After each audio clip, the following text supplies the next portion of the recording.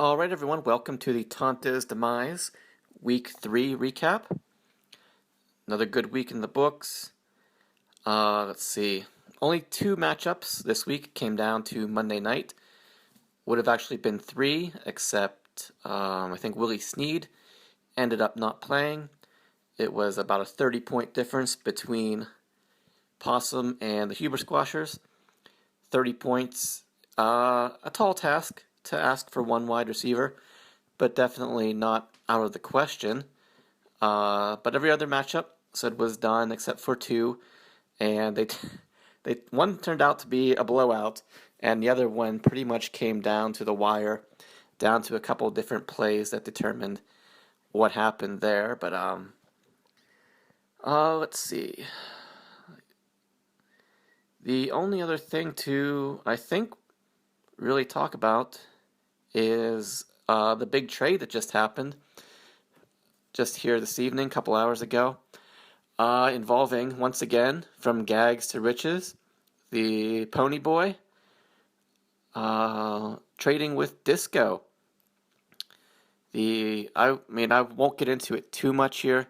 I know the podcasters like to do the tranny of the week and trade time. They'll get into it much more in depth probably than I will. But as you know, the trade involved, Gags trades DeAndre Hopkins. I'm sorry. Disco trades DeAndre Hopkins, Ezekiel Elliott, Cam Newton, and CJ Procease to Disco. And Disco gets, why am I so confused on this? Disco gets Emmanuel Sanders, Andrew Luck, Todd Gurley, and Travis Benjamin. So let's take a quick look at this. You basically swap quarterbacks. Personally, I think overall, in the grand scheme of things, Luck should be an upgrade over Cam Newton for Disco. Gurley and Elliott pretty much. You're not going to be flexing either one, I'm pretty sure. So they pretty much cancel each other out in terms of value. I think it's pretty much the same. Might be in favor of Elliott a little bit more because he's in a better offense, which is going to produce more games where he's not. His team's not being forced to throw the ball. There's Gurley. He had just one good game, but Tampa Bay's defense must not be very good, having given up. They just gave up almost 40 points to the Rams here, who had scored 9 points, 0 points in week 1, 9 points in week 3, and then they score in week 2. Then they score 30 points in week 3. So I think Elliott's the better catch here for Gags because Gurley is going to have a difficult time over the course of the season, in my opinion. But Gurley, I believe, is still eligible one more year as a keeper.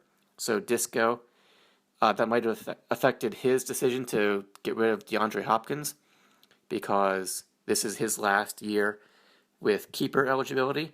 So giving him up doesn't really affect his overall team in terms of down the line here in future seasons. Let's see, then we had Emmanuel Sanders and Travis Benjamin and CJ Procease for Gags. Let's see. So Gags, the trade was basically swapping quarterbacks, while Gags got 2 running backs and a receiver, while Disco got 2 receivers and a running back.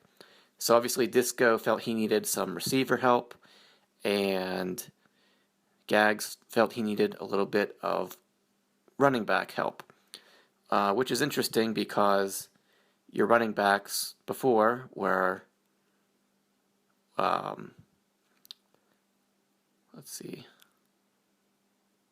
Gurley, McCoy, and who was it? Somebody else in your starting lineup, Hyde. yeah, I mean, Gurley, Hyde, and McCoy versus Elliott, Hyde, and McCoy. Is that a big difference there? Probably not. Let's see. So yeah, I mean, each one said Gags felt he needed to upgrade his running backs a little bit, and Disco must have felt he needed to upgrade his receivers a little bit. But taking a look at the teams here now, with the trade having gone through, the most interesting thing for me is probably, and I don't know if this was paid attention to beforehand, but if you look at Disco's starting lineup here for week 4, his three, I mean, yeah, Jordan Matthews isn't in there because he's on a bye this week, but his 3 starting receivers right now, Travis Benjamin, Emmanuel Sanders, and Eric Decker, they all have the same bye week, week 11, which, let's see, week 11. Good news, Brian. You play Disco in week 11 when a lot, well, at least 2 of his best wide receivers are, well, at least currently his best wide receivers will be out. And who will he have to play? As of right now, it would probably be Jordan Matthews, Michael Thomas, and Kevin White. Not sure Thomas will be too productive unless, Cooks or Snead goes down. He had a good night last night, but I think it was only because of those injuries. So it's going to be, yeah, Disco had better, I mean, for his sake, hopefully come week 11, he's not desperately in need of a victory, because it's going to be a difficult spot for him, especially going up against the Detonators, who've been doing pretty well so far this year. Going to give credit where credit's due, but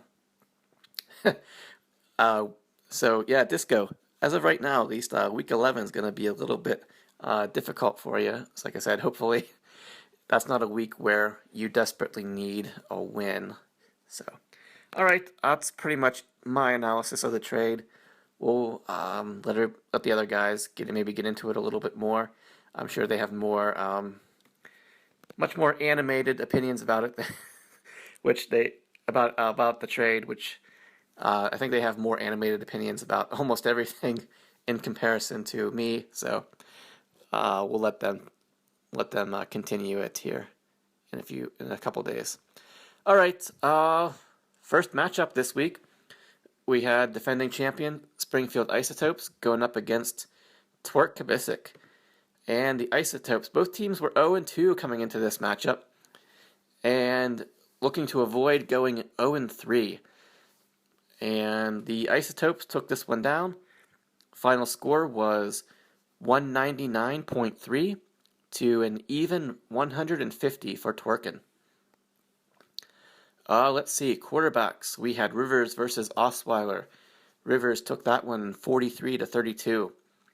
Wide receivers, we had for the Isotopes, Cooks, Cobb, and Landry. Cooks, 4 points. Cobb, 4 points. But Landry, 19 points. No, 25 points. Sorry, missed his touchdown there. He had 25, so a really quiet week from 2 of the wide receivers there. Only about 33, 34 points from the 3 wide receivers total. But it was, Twerk's wide receivers. He had Macklin, Edelman, and Antonio Brown. Macklin, 7.5. Edelman, 9.2. And Antonio Brown, 26. Pretty good Antonio Brown score. The other 2 you'd like to see a little bit more. But still, 26 and 16 is 42. So you outscored the Isotopes there, wide receiver. But you were still, so you're trailing about 11 points behind from the quarterbacks. As for running backs, we had Blount and Ivory versus Gore and McKinnon. Blount had 100 yards and 2 touchdowns. Ivory had 15 yards, so not too much from him. Total of about 27. Frank Gore, 80 yards and a touchdown. McKinnon, 45 yards and a 2-point conversion. So let's see. Let's see. Gore, about 14 there, and 6 from McKinnon. So 20 points from your running backs. Tight ends. Jordan Reed, not only 9.6, still yet to really break out this year. Been pretty quiet. And Zach Miller, kind of looks like Brian Hoyer might be the best thing to ever happen to Zach Miller, because that was the only guy he was throwing to on Sunday night, as Miller had 8 catches, 78 yards, and 2 touchdowns for a total of 27.8. Pretty good score there. Big difference, though, again, with the flex spot, as DeMarco Murray, over 100 yards rushing, 5 catches, a rushing touchdown. He was just under 30 points, while Stephon Diggs was the flex for Twerkin, and he only got 8 points. Kickers, Boswell had 1 field goal and missed one. I think that was pretty much it, as the Steelers only scored 3 points. And Vinatieri, 2 field goals, 2 PATs, about 8.5 points for him. But the biggest difference in this one, instead of going back and forth here, up and down the lineup, up until this point, it's been fairly even, gone back and forth. But we had the Kansas City Chiefs D going bonkers, is the only way I can think of to describe it, against the New York Jets. The score ended up being 24-3, but there were, let's see, Ryan Fitzmagic only. There was only magic for the Kansas City Chiefs defense in this one.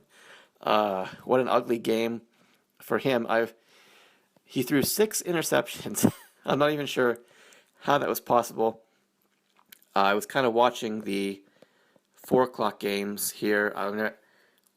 Several of them were interesting to me because I was kind of keeping track of the Colts-Chargers game, the Chiefs and Jets game here.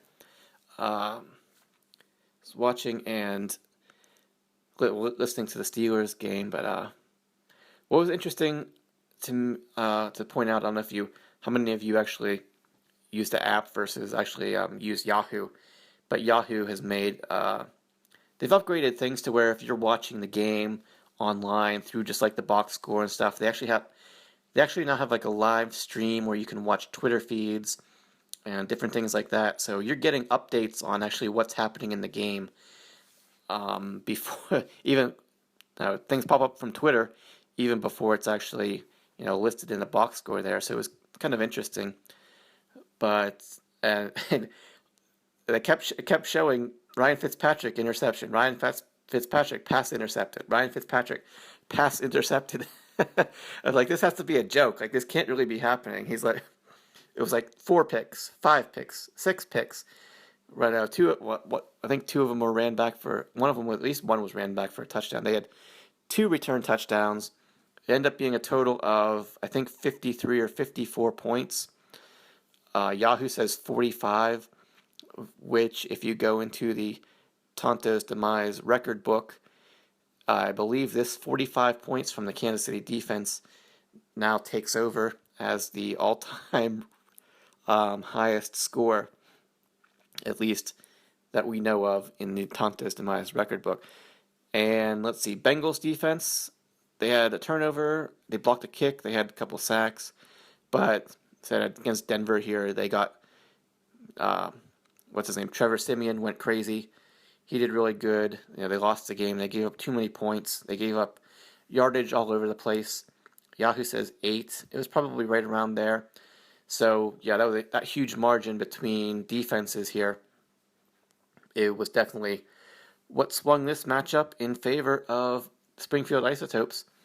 And as for Twerk and Bowl Cuts, he drops to 0-3, unfortunately for him, while the Isotopes, they move up to 1-2. They are in 8th place, while Twerkin obviously is all the way down in 12th place. All right, next up was the matchup of the week. It was New Gods Mad Titans going up against the Mighty Midgets. Both teams 2-0, looking to move to 3-0 and take over the top spot in the standings. This one, I think most of the 1 o'clock games here, it was just, uh, at least here in Wimber on basic cable, we had the Packers Lions game was on, so I got to watch that, which was just ridiculous. Watching Marvin Jones Jr. go crazy. But well, let's just get right into it. My New Gods Mad Titans versus Mighty Midgets. Mighty Midgets, no, New Gods Mad Titans. They took this one down. The final score ended up being 181.3 to 159.85 for the Midgets. Let's see, quarterbacks. We had Eli versus Aaron Rodgers. Almost exactly the same. Eli, 43.5. Aaron Rodgers, 43.45. So a .05 difference there. And it was just lights out for the wide receiver core from these teams. New Gods Mad Titans, he had Alshon Jeffrey, Marvin Jones Jr., and Doug Baldwin. Jeffrey, 12 points. Marvin Jones, just under 45 points, thanks to his long touchdown. And Doug Baldwin, 33 points. So that's what is 74, and 12 is 86. So 86.5 points just from New Gods Mad Titans wide receivers. While Mighty Midgets, his wide receivers, he had Allen Robinson, Demaryius Thomas, and Nelson Aguilar. Thomas 20 points, Robinson 24.7, but only 5 from Aguilar. So you're just a little bit over 50 from your wide receivers. Not too bad, but when your other guy got 80, over 80, that definitely hurts. Let's see, running backs. New Gods Mad Titans had Melvin Gordon and was it DeAndre Washington versus Latavius Murray, the other Oakland running back, and Matt Forte. Gordon, 40 yards and what was it? It's only showing his receiving stats here. He had 35 yards and a touchdown, while Washington had 57 yards. So you got, 9 and 5, about 15, 16 points from your running backs. Midgets, Murray had a touchdown and 37 yards, while Forte only had 65 yards. So that's about, 12, 15, 15 or 16, pretty much even there from your running backs. Tight ends, New Gods picked up and plugged in Jacob Tamme. He gave up on Kobe Fleener, I think, who ended up scoring, having over 100 yards and a touchdown. Let's see. Versus Mighty Midgets had to plug in Vance McDonald because Delaney Walker was out with an injury. McDonald caught 2 passes for 4 yards, not too much, and I think he got injured during that game. So he said that he only got 2.4. Your flex plays, Sanu, I think he might have gotten hurt during that game. He only had 6 points. But David Johnson, good game from him, 80 yards, 2 touchdowns, 26.1 points. Your kickers, Gano for New Gods.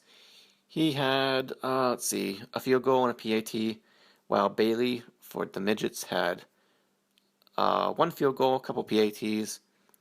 Defenses,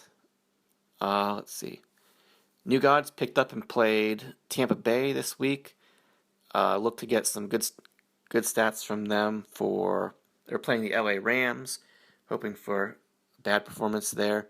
That ended up being a crazy game, even though you did get a pick 6 from Tampa Bay's defense. But that was one of the few bright spots there. They gave up a ton of points, a ton of yards. Yahoo says 13. It was right around there. Carolina's defense, not much there either. I I think they only had 2 sacks and they lost, but they didn't give up a whole ton of yards, so they did get a fairly decent score. Yahoo says 8. It was probably right around there. But like I said, about a 22-point difference in this matchup, which was decided easily by the running back or the wide receivers, obviously. 80 points to 50 points there. That was enough to swing this one in favor of New Gods Mad Titans. He moves up. He is the only 3-0 team, and Mighty Midgets drops. He is 2-1. Well, I'm not sure he dropped really, but I don't know where he was at before, but he's in 4th place, still doing just fine. He is 2-1, and yeah, that's it. Next matchup. Who should we talk about next? We'll get into one of the matchups that came down to Monday night. This was Everybody Ertz versus Disco. Everybody Ertz ended up taking this one down. The final score here is 179.15 for Ertz, and Disco 143.9. Pretty disappointing performance, I think, as we all saw. Disco was pretty disappointed, at least going into Monday night here. Felt he was already out of it, even though I still said it was nothing against Jay's team. Said Disco was lamenting the loss already, even though he had about a 37-point lead going into Monday night. And Jay did have 3 running backs, one of which was his flex play. However, obviously, when you've got 2 running backs, you really need them to either go over 100 yards or score, which is no guarantee. And you've got all these guys, they're all going in one game. So you really needed a lot of production from them. That was no guarantee. 3 running backs, 37 points. That's, you need 12 or 13 points from each one. You're hoping for each one to score. I mean, when you look at it, obviously we know now that certainly isn't what happened. All the touchdowns in the game ended up going to these guys. Yeah, I thought Disco had I would say about a 65% chance to win going into Monday night. But, this was practically an unprecedented game in terms of running back production, especially from the Atlanta running backs, as Coleman and Freeman combined for 4 touchdowns, and Ingram added 1 from the Saints there.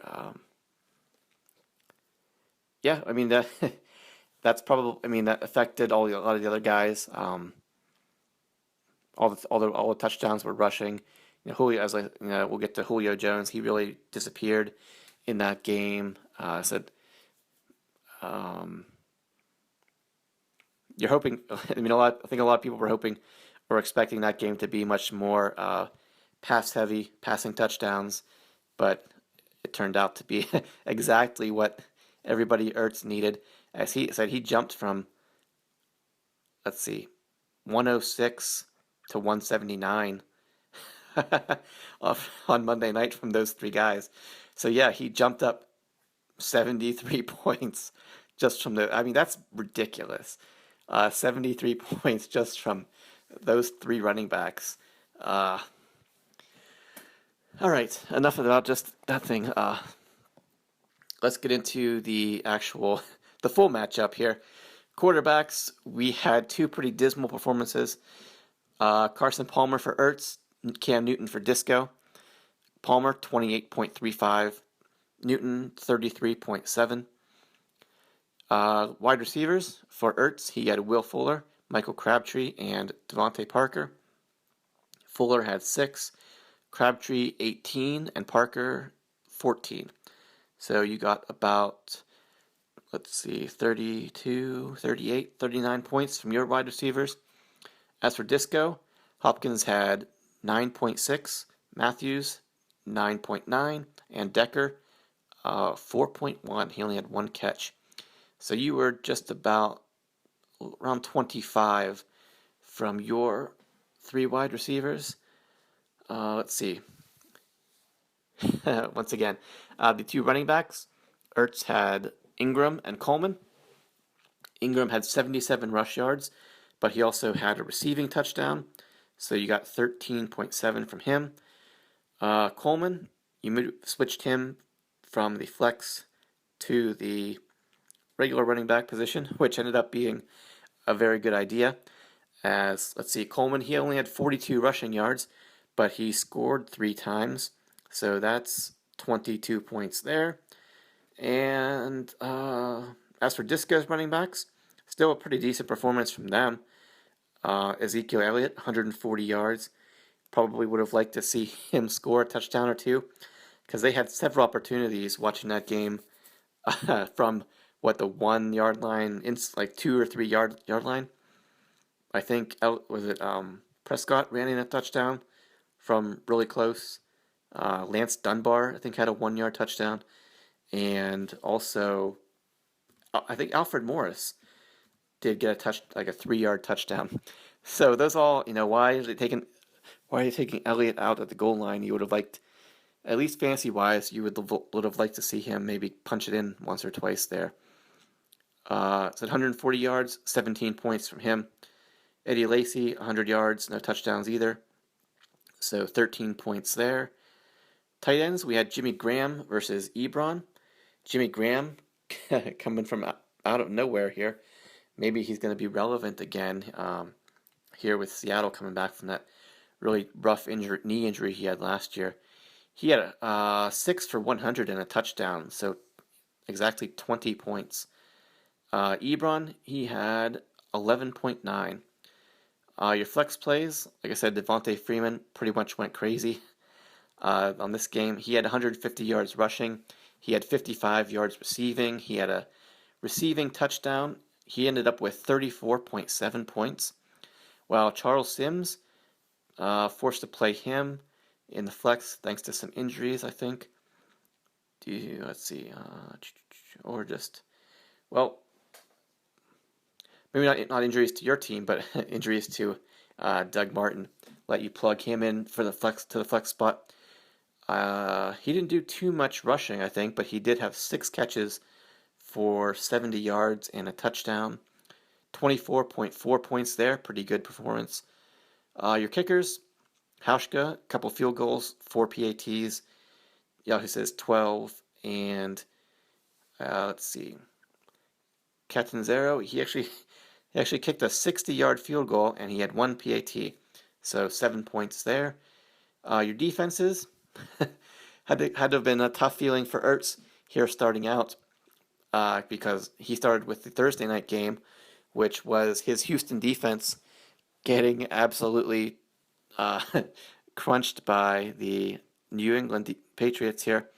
I think said they gave up too many points. They only had 1 sack. The only saving grace here was that they only gave up, I think it was less than 100 passing yards.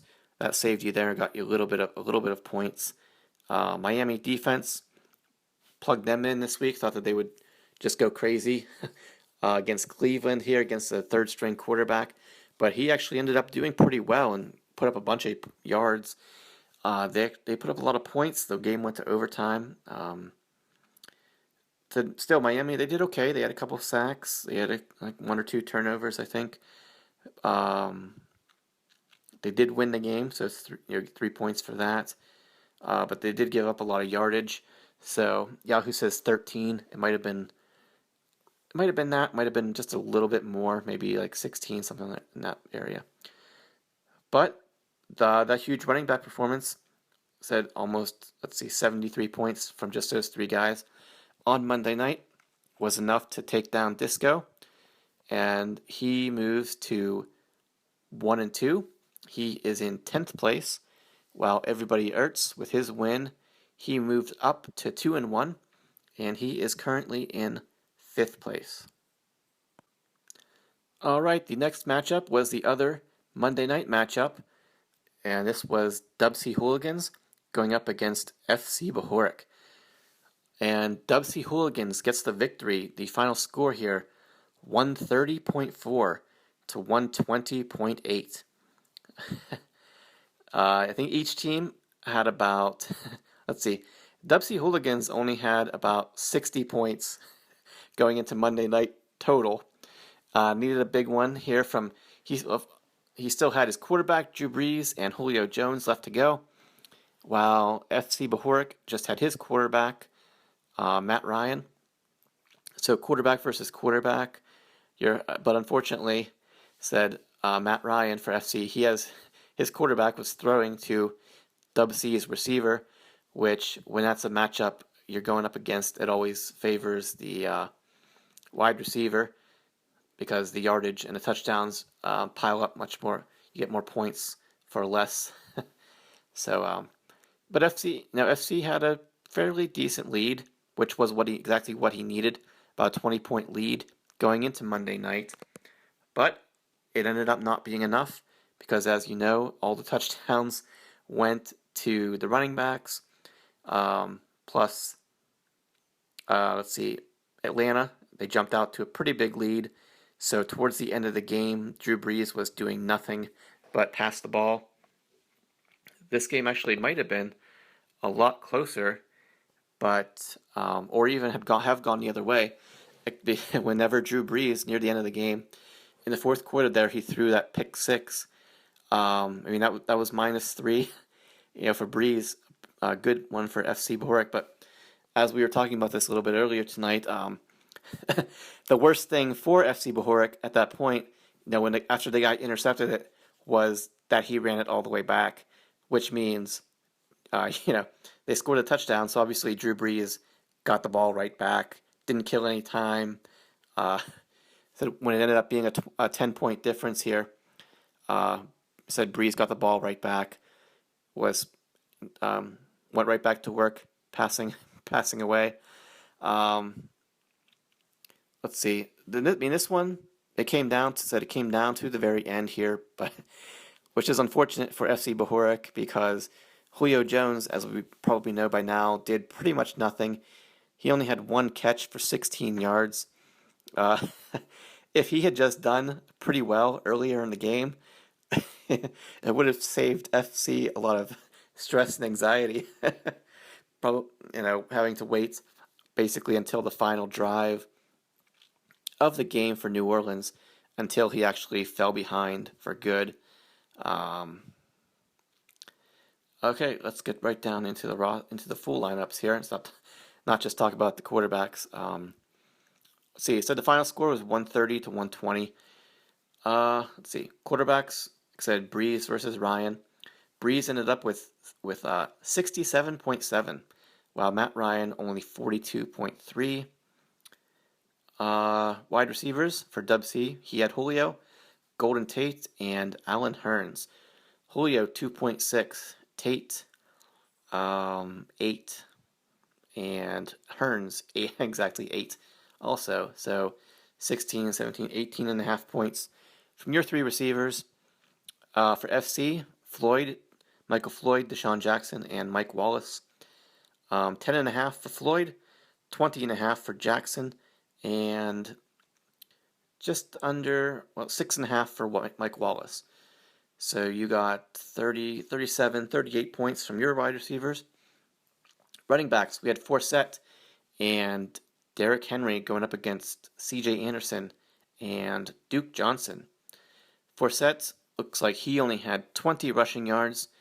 Most of his points came from receiving stats. Henry had 45 rushing yards. So you only got 6.5 from your two running backs. And let's see, FC Bohoric, C.J. Anderson, only 37 rushing yards, 3.7 points. Duke Johnson, 69 rushing yards, so 6.9. And 3.7 is 10.6. So 10.6 for your two running backs. Tight ends, really not much going on here. We had, for Dub C, Martellus Bennett, 2 catches for 10 yards, 3 points.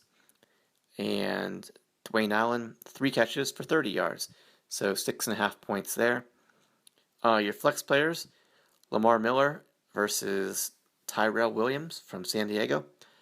Miller, 80 yards, couple catches, 14.7 points. And Williams, he had 6 for 69, 12.9 points. Your kickers, Walsh, couple field goals, missed a PAT. McManus, let's see, he had 1 field goal, 2 PATs. He also missed 1. Yahoo says 4-3, something like that. And Arizona, surprisingly, they got crushed at Buffalo. They did get you a safety, and they had a couple sacks. I'm not sure if they had any turnovers. I mean, their score wasn't terrible, but they lost the game. They gave up a lot of yards and points, so it could have been a lot better. I mean, you're expecting definitely a better performance from them. Yahoo says 15. It was, I think it was exactly what it was, 15, if I remember correctly. As for FC, he played the New York Giants defense, which is one of his 3 defenses. I think if he had started either other defense, he probably would have won this matchup. But he went with New York, who had 2 sacks and a turnover, but they gave up too many points. They lost the game. They gave up a lot of yards. They didn't get you much. I think they got you, I want to say 8 points. Yahoo says 5, but I think it was 8. But Baltimore, on here, Baltimore has 22. Oakland has 16. So they said they both won, didn't give up too many points. So of your 3 defensive choices for this week, you went with the one that cost you the matchup here. So that's a tough pill to swallow, but we're only in week 3. Everything's the good news is FC. You didn't lose any. You didn't lose any players to season-ending injuries this week, so you didn't win, but you didn't lose anybody either. So I guess you got to look at it on the bright side. So FC, with that loss, so both of you guys were 1-1. FC drops to 1-2. He's in 11th place, and Dub C, he is 2-1. He is in 6th place. Next matchup, we had Huber Squashers going against Possum Magic. Possum Magic took this one down, like I mentioned already, by a 30-point margin, 187.85 to 157.4. Quarterbacks, we had Kirk Cousins versus Roethlisberger. Cousins, 43 points from him, not too bad. I think we all expected a little bit more from Roethlisberger this week. He only had 32.55, no touchdowns from him. No, he had one interception. Didn't do too much. That was just an ugly game, really all around for the Steelers. Let's see, wide receivers. Possum has A.J. Green, Cole Beasley, and Tajon Sharp. Green, 15.7, Beasley, 14.3, and Sharp, 7.8. So that's about 38 points from your 3 wide receivers. As for Huber Squashers, he had Amari Cooper, Jordy Nelson, and as I already mentioned, Willie Snead, who got 0 because he ended up not playing. Cooper, 10 points. Nelson, 100 yards and 2 touchdowns. 28 points from him. Pretty good there. So you got 38 points from your wide receivers. So even with that 0 from your 1 wide receiver, you still were pretty even there with your wide receivers. I mean, so far, this matchup definitely favors Huber Squashers. But then we get to other places, and the difference is made up here for Possum, as you'll see. Running backs for Possum, he had Crowell and Christine Michael. Crowell had just under 80 yards, and Michael had 100 yards and 2 touchdowns. So you got 25 points from him. So 8 from Crowell, so about 32, 33 points from your running backs. While Huber Squashers, he had Matt Jones and Alfred Morris. Morris did score a touchdown, but he only had 19 yards, and Jones only had 65 yards. So you got 14.5 points from your 2 running backs. Tight ends, we had Olsen for Huber Squashers and Jesse James, since Antonio Gates was out this week for Possum. Olsen, 6 for 64, 12.4.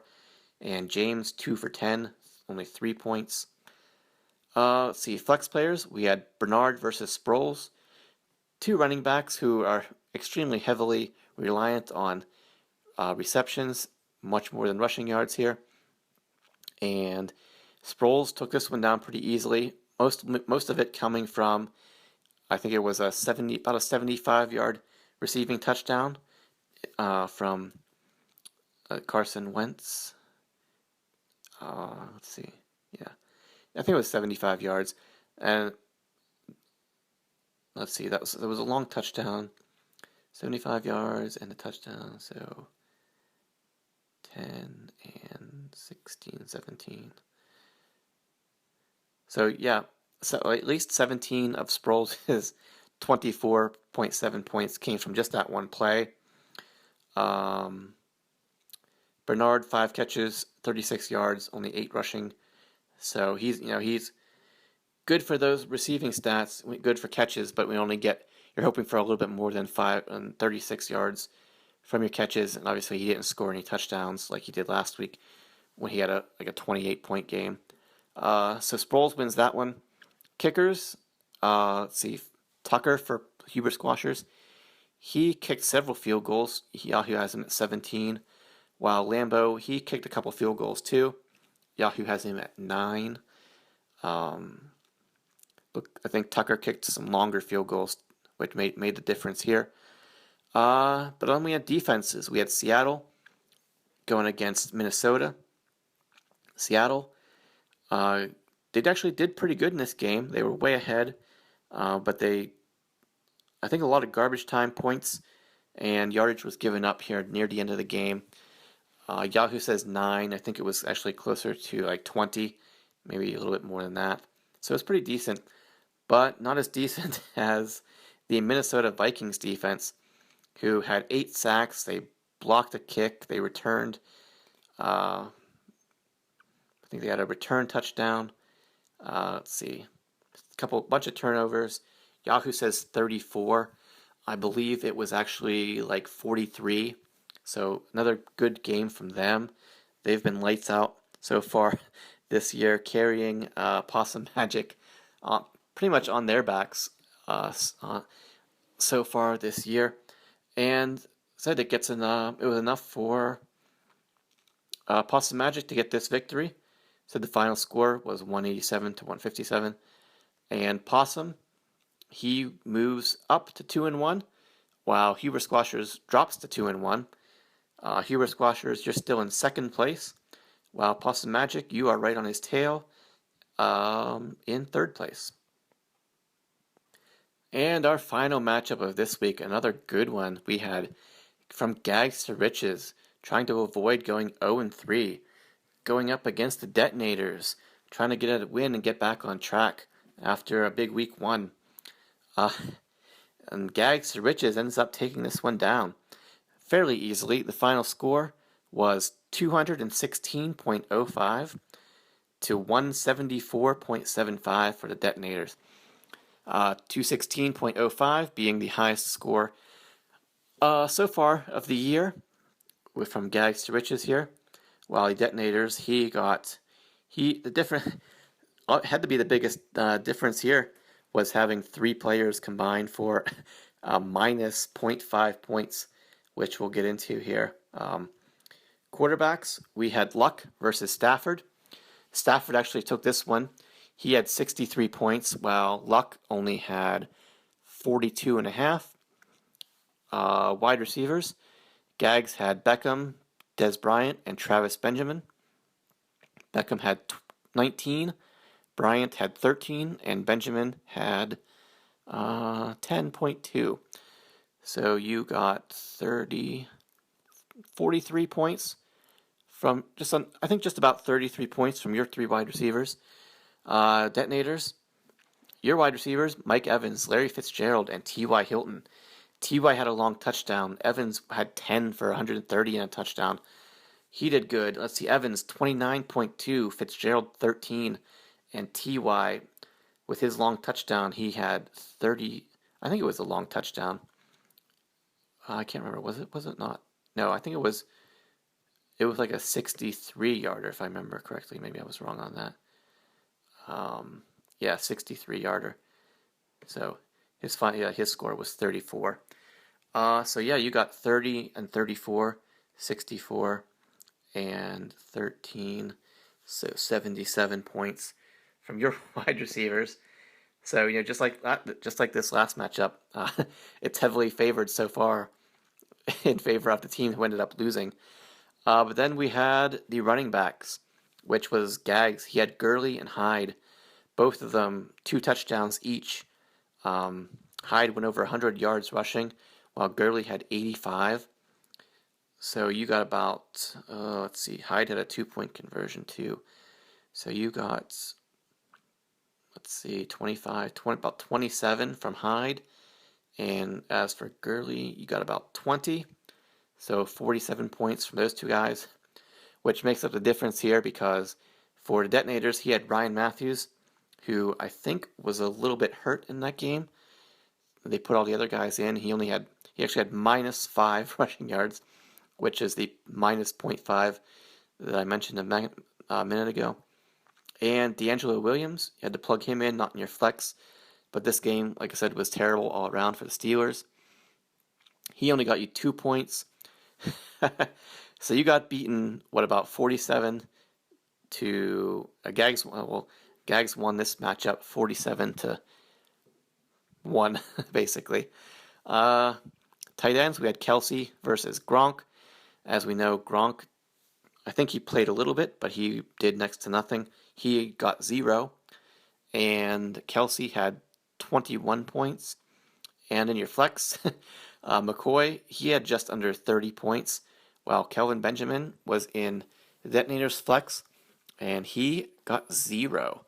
Unusual performance there up against the Minnesota defense. I think he only had 1 target, and he dropped it, which was very surprising, especially with the performances he's had so far this year. That 0 really hurts the Detonators. Kickers, we had Gostowski for Gags and Janikowski for Detonators. The Battle of the Kowskis. Let's see. Yahoo says 7 for both of them, so it was pretty much right around there. As for defenses, Gags had Denver. They had a couple sacks, a turnover. They did pretty well. Yahoo says 16. I think it was a little bit more than that. And as for the Detonators, he had the Rams defense. I believe they did score a touchdown.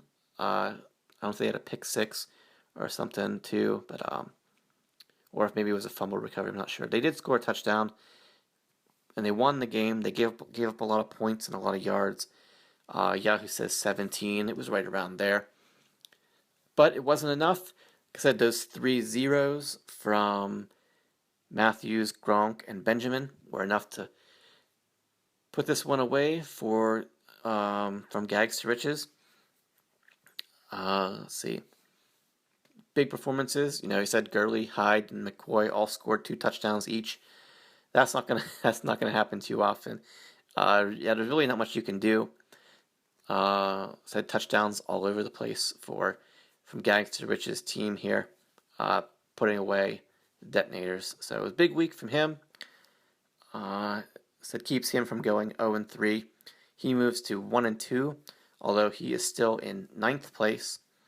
While the Detonators, they actually now have the same record. They are 1-2, but they are down to 7th place. So I guess I should mention, did before, that the Detonators have now, after being the highest scoring team in week 1, as we all know, Brian went out of his way to point out. And then in week 2, Brian played the highest scoring team, so he lost. And here in week 3, Brian once again played the highest scoring team of the week, and he lost, which drops him now to 1-2. So good news is here in week 4, Detonators, he is playing the Dubsy Hooligans. So good news, Kevin, if you're listening, your team is gonna go off this week, and you are gonna score probably at least 200 points. You're gonna drop a couple hondos on the Detonators this week. So, good. I guess congratulations to you already. So, yeah, those were all the matchups for week 3. Let's see, with the 120 the 120 points, we say goodbye to FC Bohoric this week from the knockout pool. And I think that's pretty much it. So another good week here in the books. Week 4 coming up. Got a lot of good matchups once again. I think I say that every week, but we know with the standings, like I said, we get to this time of year, they're basically one big mess of let's see. I mean, if you've got a little bit of OCD and you like seeing things like symmetry, you look at the standings and you see we got bookends. We got the 3-0, 3-0 team and 1-0-3 team. Everybody else is 5 2-1s and 5 1-2s. So it's it's these next couple weeks we got bye weeks starting this week, so that's going to change a lot of things for people. You got to be careful. But these next few weeks, a lot of people, you're either 2-1 or 1-2.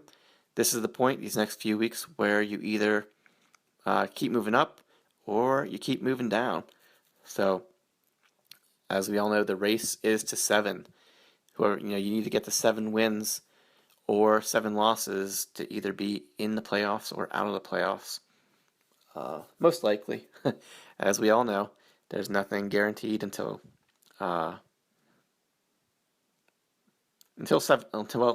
7 losses isn't guaranteed, as we know, but 8 losses definitely knocks you out.